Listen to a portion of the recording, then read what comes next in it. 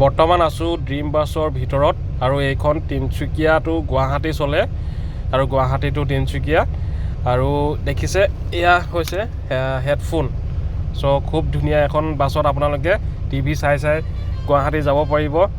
মই মানে একদম এইটো হেডফোনডাল দেখি বহুত এট্ৰেক্টিভ হ'লোঁ গাড়ীখনৰ ওপৰত আৰু তলত স্লিপাৰ আছে তাৰপিছত ওপৰতো স্লিপাৰ আছে। এই গাড়ীখন হৈছে ফুল স্লিপাৰ।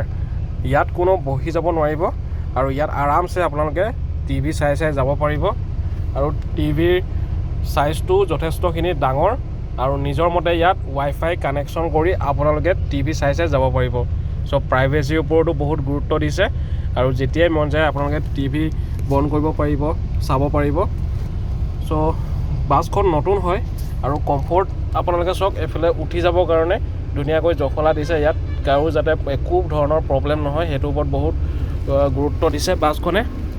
আৰু বৰ্তমান বাছখনৰ ভিতৰতো চাওক ফুল স্লিপাৰ হয় এখন, বহি যাব পৰা কোনো ধৰণৰ ব্যৱস্থা নাই। ইয়াত অকল শুই যাব লাগিব যদি গুৱাহাটীলৈ যাম বুলি ভাবিছে।